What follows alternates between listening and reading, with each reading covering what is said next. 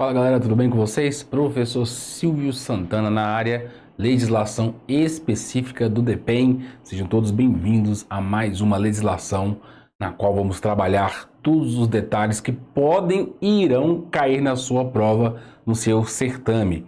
Lembre-se, legislação específica tem um peso muito importante lá no resultado final da sua prova. E hoje vamos ver o Decreto 6049 de 2007.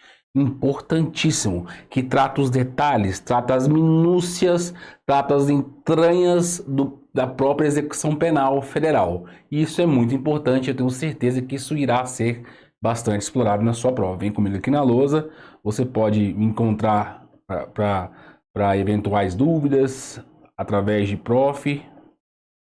Silvio_Santana, esse é o meu Instagram, fica à vontade, é o nosso canal de comunicação. Tá certo? Podemos trocar uma ideia maneira aí, beleza? Então, legislação da Polícia Penal, DPEM, maravilhosa. E hoje é o Decreto 6049, que é o Regulamento Penitenciário Federal. O regulamento é o conjunto de ações, tá? Aqui logo de cara, ó, conjunto de ações. Que as ações em âmbito federal, quando se trata de execução penal, tem que ser norteada, muito bem orientada. E é isso que vamos tratar aqui hoje, através do Decreto 6049 de 2007, tá certo?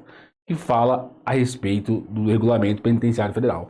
O mais importante, vem aqui comigo na lata, o mais importante não é o decreto em si, é o anexo desse decreto. O anexo desse decreto trabalha detalhes esses que são importantíssimos para a execução penal. Por exemplo, as prestações, assistências do preso, as prestações positivas, como se dá o processo administrativo disciplinar, quais as circunstâncias que se aplicam a esse PAD, a classificação de conduta carcerária do apenado, entre a conduta pode ser ótima, regular, boa, má. Então, essa classificação é muito importante em âmbito penitenciário e você vai entender por quê. Tá certo? Então, vem comigo aqui na lousa, vamos fazer uma introdução, os conceitos iniciais aqui. Vamos entender justamente algumas ideias principais, assim. Tá certo? Então, olha só. Lá no artigo 1º e 2º, você vai ver sobre a Constituição do Sistema Penitenciário Federal. Olha só, logo de cara, tem aí, ó, a Constituição do Sistema Penitenciário Federal. Do Sistema Penitenciário Federal. Como se compõe a Constituição, tá certo? Em âmbito federal, que é o Sistema Penitenciário Federal, tá certo? Tanto em estabelecimentos penais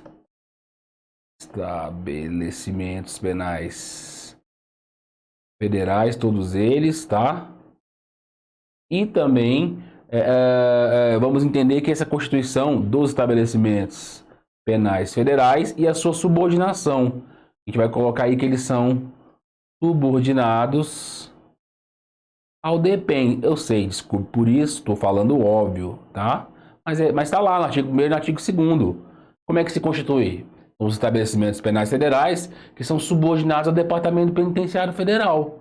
Aí você fala, o DPEM então, ele manda na porra toda? Claro, gente. Obviamente, até desculpa por isso, eu sei que é o óbvio. E além disso, você vai ver que a competência do DPEM, então o DPEM ele tem competência, tá? Então o DPEM, por sua vez, ele estabelece competências, tá? Para gerir o sistema penitenciário federal. E a sua competência, ela é através da supervisão, competência do DPEM através da sua supervisão de ações, tá? Atividade de correição e por aí vai.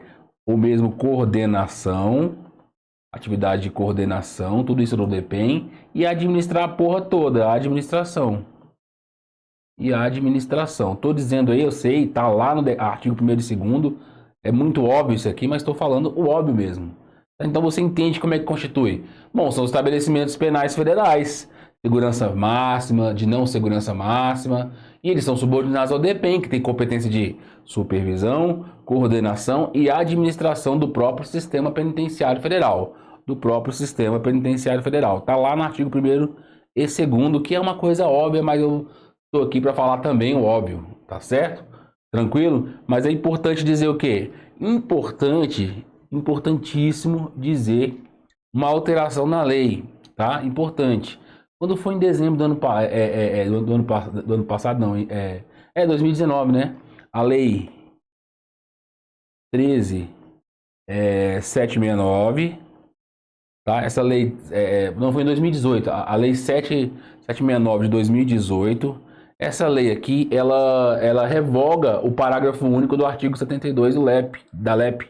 Então, o que ela faz? Ela chega lá, ela revoga, vou até anotar, revoga o artigo 72, parágrafo único da Lei de Execução Penal, que é a Lei 72/10 de 84. Então, ela revoga esse artigo 72, parágrafo único, e insere, então ela inseriu os parágrafos primeiro e segundo. Isso é importante na sua vida, ó. Os parágrafos primeiro e segundo.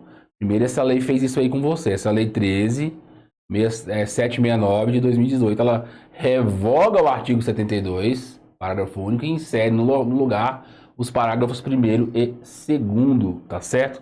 Tem a seguinte redação que está em tela para você aí, olha só. Parágrafo primeiro, marca texto aqui, olha só. Incumbe também o departamento, né?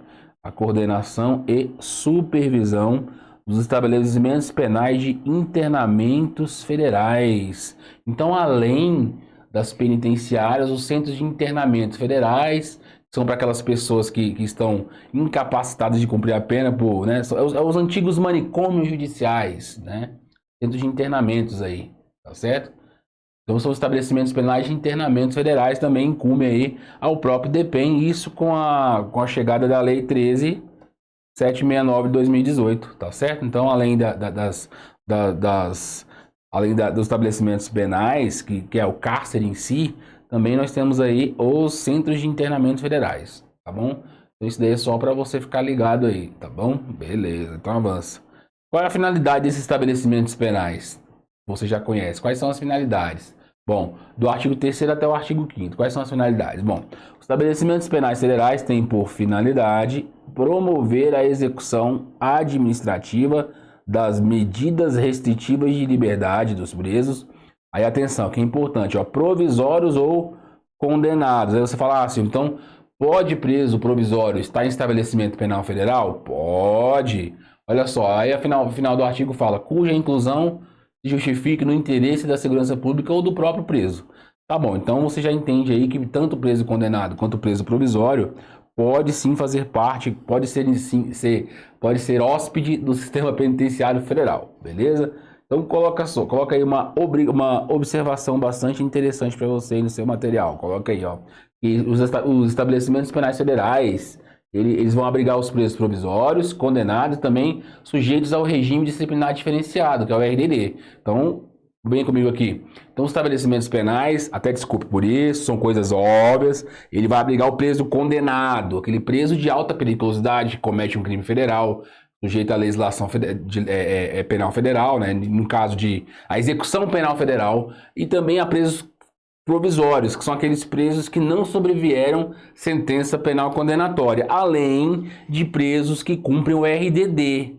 Esses presos que cumprem o RDD, que é o regime disciplinar diferenciado, que houve alteração também no ano passado da Lei de Execução Penal, teve uma alteração bastante importante aí, diz respeito àqueles presos que cometem um fato tido como crime doloso, que subverta a ordem e a disciplina interna do estabelecimento penal.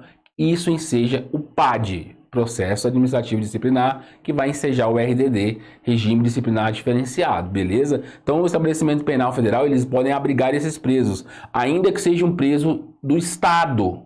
Por exemplo, um preso que é do Estado de Goiás, pode cumprir pena em estabelecimento penal federal? No RDD? Pode, tá certo? Essa é a ideia. Vem comigo aqui, vamos colocar uma observaçãozinha no seu material, coloca aí, ó, os estabelecimentos penais federais, coloca aí, ó, os estabelecimentos penais federais abrigarão, vou colocar assim, tá?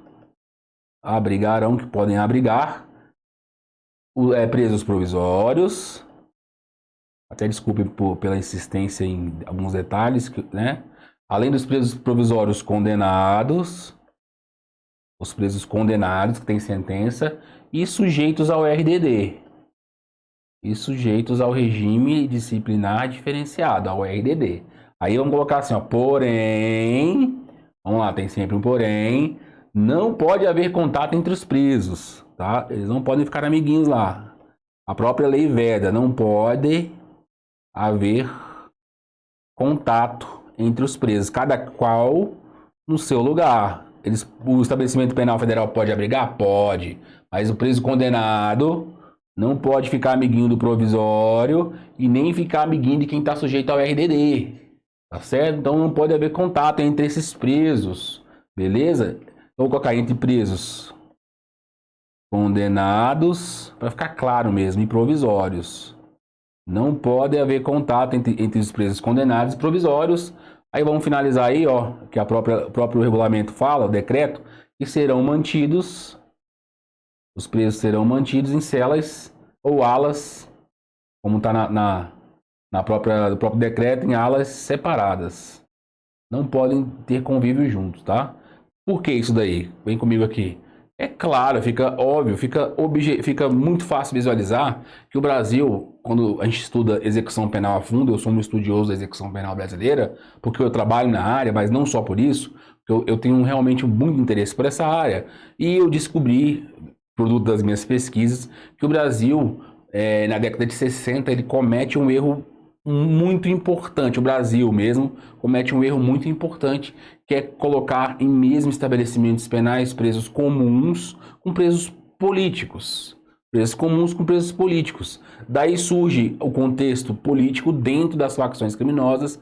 Obviamente surgem as principais facções, PCC, Comando Vermelho, FDN, que é a Família do Nordeste, dentre outras, porque é a ideia de política, uma estrutura organizada política, dentro do trato criminal, dentro do próprio cometimento de ilícitos. Então o Brasil já cometeu esse erro uma vez, aí depois disso entende-se que não pode mais misturar, obviamente na prática você vai ver que pouco funciona, por falta de estrutura física, porém, defenda na sua prova. Presos condenados de um lado, provisórios de outros e por aí vai, beleza? Vem comigo aqui na lousa. Então, os estabelecimentos penais, eles abrigam os condenados, os provisórios, sujeitos ao RDD, mas sem contato entre eles. E isso fique bem claro. Então, você já entendeu do que se trata essa lei, fala sobre os estabelecimentos penais, tá certo? Eu acho difícil cair uma pergunta nesse sentido, mas está aí. Beleza? Então vamos ver agora as características dos estabelecimentos penais através desse esqueminha que eu preparei para vocês. Vamos lá, tá? Se você falou quem são os hóspedes desse sistema penal. Beleza. Agora, quais são as suas características? Beleza, vamos para as características aí. Quais são essas características? Então, abriga somente presos e provisórios e condenados estejam em regime fechado. Não é cabível outras formas de regime. Vem comigo aqui na força. Lembrando que a lei de execução penal, ela disciplina 3 formas de regime de cumprimento de pena. São eles: o regime fechado, que tem o maior rigor penitenciário, o regime semiaberto, que é proposto em colônia agrícola industrial similar, fica numa fazendinha lá plantando e por aí vai, e o regime aberto, na qual tem menos rigor penitenciário, que é proposto na casa do albergado, onde há ausência de muros e obstáculos que impeçam a fuga, que é onde o Estado exerce uma confiança maior no vagabundo. Vagabundo, agora a gente confia em você, você está quase curado do mal. Beleza? Beleza. Então é assim que funciona. Então são 3 regimes. Fechado, que é esse aqui que nós estamos falando, semiaberto e aberto. Entenda, penitenciárias federais, regime fechado. Percebeu? Então vem comigo aqui na lousa. Outra importante informação, a capacidade máxima de cada penitenciária. Isso é importante você entender, ó. 208 presos. A estrutura comporta 208 presos. Não é nem 207, é 208 presos mesmo. Tá? Porque são celas individuais, olha só. E a segurança externa? Segurança externa, feita por guaritas, com a responsabilidade da própria Polícia Penal Federal, DPEM. Então as guaritas são, obviamente, vigiadas pelo DPEM, normal. E a segurança interna? Bom, a segurança interna Tem que preservar os direitos dos presos, então tem que preservar direitos dos vagabundos, inclusive a ordem e disciplina interna do estabelecimento penal, tá? E a cela é individual, conforme eu falei, por isso que são 208 quartinhos para os vagabundos, tá? E também, por último, tem que ter locais de trabalho, estudo, esporte, prática religiosa, visitas e atividades ressocializadoras. Bom, quando se fala do trabalho especificamente, nós entendemos que a execução penal, você que está se preparando para esse certame, entenda, vem comigo aqui na fuça. O trabalho, ele é importante na ressocialização do apenado. O trabalho é meio importante, na qual desperta no infrator o senso de responsabilidade, de prover o sustento da sua própria família sem precisar roubar ninguém, sem precisar explodir um carro forte. Entendeu essa ideia? Então, a prática laborativa, ela tende a ser um instrumento de ressocialização e o Estado tem que patrocinar isso para o vagabundo. A lei de execução penal, quando se fala do trabalho, ela diz que é um direito e também um dever do vagabundo, do apenado, trabalhar. É um direito, então ele tem o direito a trabalhar, e é um dever porque ele não pode se recusar a tal prática, se condenado. Se ele se recusa, ele comete a falta grave. Depois a gente vai ver isso aí. Então vem comigo aqui. Além disso, estudo, né? O cara pode estudar, praticar o seu esporte, jogar a sua bolinha, e práticas religiosas também, embora o Estado seja laico, nós somos teístas. Então aqui o preso ele pode aproveitar a sua liberdade religiosa, não tanto a sua liberdade religiosa do ponto de vista positiva, ou seja, ele pode ser monoteísta, politeísta, tetateísta, aquelas pessoas que pingam vela quente no mamilo, não importa, ou ele pode ser mesmo usar a sua liberdade negativa e ser um ateísta. Ele pode fazer isso. Ele não é obrigado, mas ele pode, entendeu? Beleza. Visitas também é instrumento de ressocialização, tá? Visitas em estabelecimento penal e atividades ressocializadoras, que a lei só fala atividades ressocializadoras e não especifica quais exatamente, ou seja, qualquer uma. Tá certo? Beleza? Tranquilo aí essas características. Repasse. Só pode ir preso em regime fechado. Lotação máxima, 208 vagabundos, porque a cela é individual. Então, quem cuida do ponto de vista interno e externo, depende. Tem que manter a ordem e a disciplina? Lógico. Tem que proporcionar trabalho, estudo, religião e visita para os vagabundos? Sim. Pronto, características dos estabelecimentos penais federais, que está lá no artigo 6º. Vamos avançar nisso aí. Agora vamos para a estrutura dos estabelecimentos penais federais, que está lá no artigo 7º e 8º. Qual é essa estrutura? Preparei esse esquema para vocês. Bom, temos aí a diretoria do estabelecimento penal. Aqui é o diretor da cadeia, né? Aqui é o diretor, né? Vou colocar aqui, ó. Diretor da unidade penal federal. É o diretor da cadeia, ele que manda na porra toda.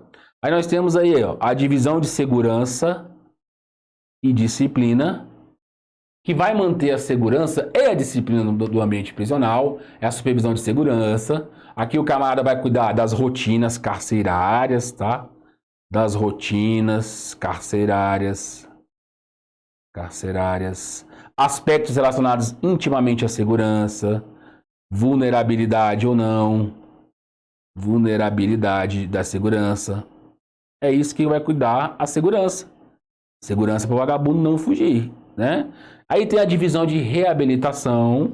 Geralmente aqui, ó, reabilitação tem a participação do serviço social, tá? Obviamente são atividades de ressocialização, recreação, tá certo? Reintegrar o vagabundo ao convívio social. Serviço de saúde também faz parte, tá? Aqui ele tem assistência médica, né? Então, médico, farmacêutico, odontológico, psicológico, psicológico e por aí vai.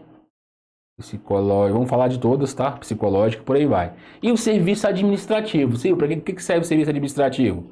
Bom, vou falar na prática mesmo aqui, obviamente, sem mentalizar e tentar formar um cenário mental disso aqui, né? Aqui é o serviço de cartório da unidade. Cartório, Silvio, é a papelada da unidade, serviço de cartório. Tem, um estabelecimento penal, ele tem inúmeros afazeres administrativos e eu digo a vocês, é tão importante quanto a divisão de segurança. São etapas que têm que ser seguidas. Por exemplo, chega lá uma ordem judicial para soltar o vagabundo. Quem é que vai olhar essa ordem, verificar os aspectos da legalidade dessa ordem, verificar se o preso está em qual cela? É o cartório. Então é composto pelo diretor da cadeia e esses 4 braços que fazem parte aí da estrutura organizacional dos estabelecimentos penais federais. Consegue ver? É o diretor, o cara que faz a segurança, o responsável, da reabilitação, o responsável pelo serviço de saúde e o administrativo. Então, e todos, obviamente, subordinados ao diretor do estabelecimento penal que vai gerenciar a porra toda. Esse cara aqui, que é o diretor da cadeia, ele vai gerir a porra toda. Tá certo? Claro, isso aí fica óbvio. Então, isso daí é a estrutura dos estabelecimentos penais federais. Então, nós conhecemos aí como funciona a estrutura, os aspectos de características, a quem se abriga, para que serve, a quem serve os estabelecimentos penais federais. E agora vamos ver sobre os agentes penitenciários federais e policiais penais federais. O próprio decreto fala isso. Esse lá entre o artigo 9º e 11. Quem são esses camaradas? Bom, eles estruturam-se em agentes de carreira. Obviamente, agentes de carreira. E são disciplinadas em lei. Então, a atividade é disciplinada na Lei 10.693. Lei 10.693 de 2003, que é a lei dos policiais penais federais. Tá? Ele tem direitos e deveres. Claro, tem direitos e deveres. E os seus direitos e deveres, eles estão na Lei 8.112 de 90. Então, estão na Lei 8.112 de 90, que eu sei que você já está estudando para o seu concurso. Então, está aí, é ali que tem os direitos e deveres. Essa Lei 8.112 é aquela que fala do regime jurídico, né, dos servidores civis. Então, é o regime jurídico dos servidores civis da União, dos servidores civis, né, da União, inclusive os policiais penais federais. Beleza? Aí o DPEM, obviamente o DPEM, ele editará normas suplementares, tá, para os procedimentos das rotinas carcerárias. Então o próprio DPEM, ele vai o quê? Ele vai editar normas suplementares, tá? Suplementares, porque as normas principais estão nesse decreto que a gente está vendo.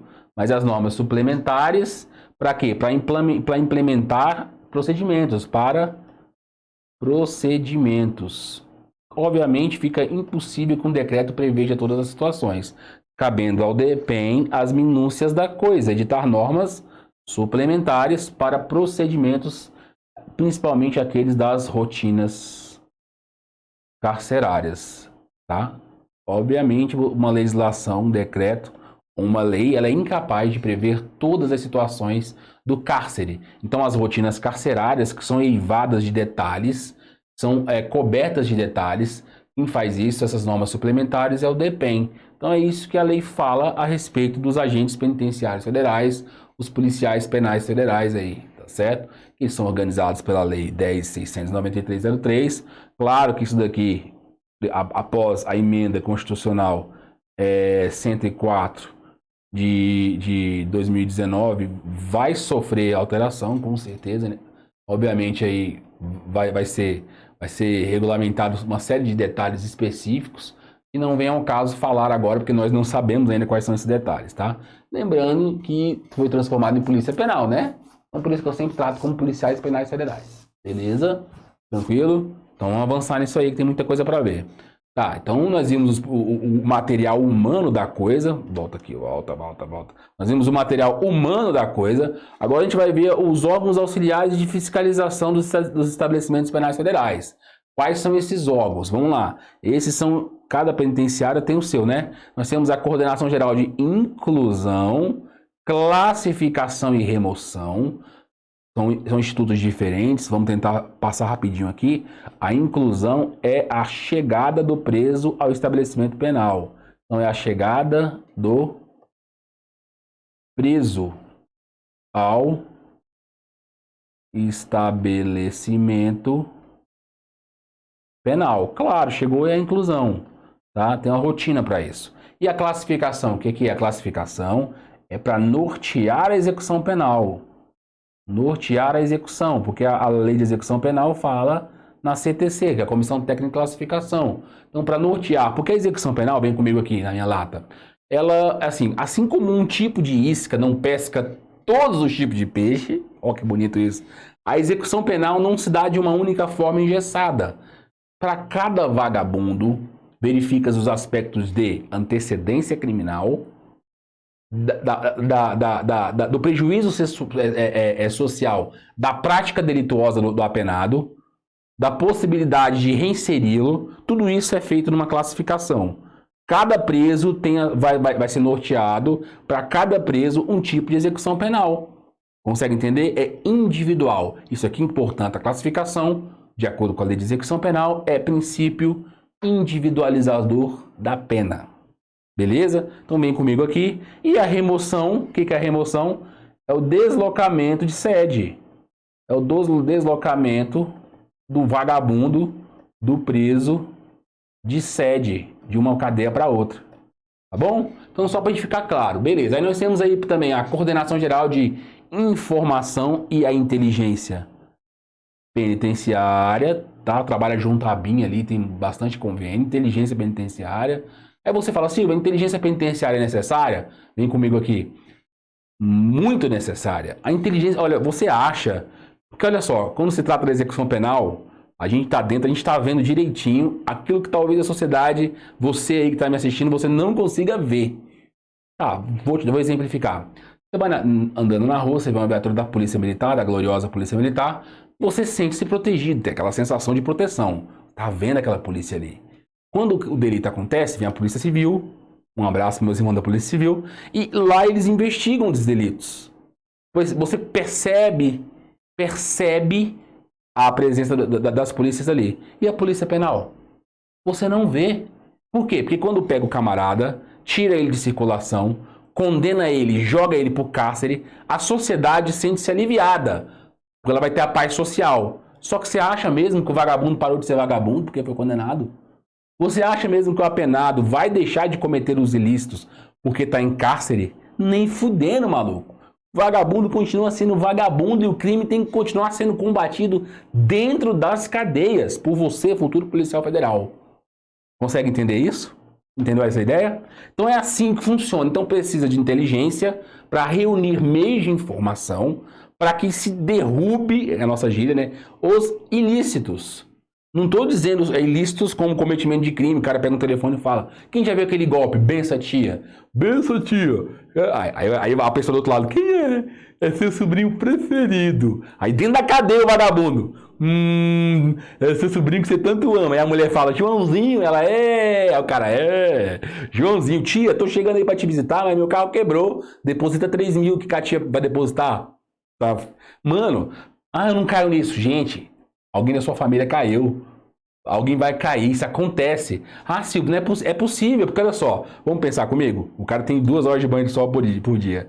22 horas para ficar dentro da porra de uma cela. 22 horas por dia pensando no mal e tem um imposto de um telefone, ele liga para 1 milhão de pessoas ali tranquilo. Se ele ligar para 100 pessoas, 2 ou 3 aceitarem essa merda, o cara tá feito. É o emprego dos sonhos, entendeu a ideia? Então é isso que o crime tem que ser combatido. Então por isso que as atividades de inteligência são importantes. Vem comigo aqui.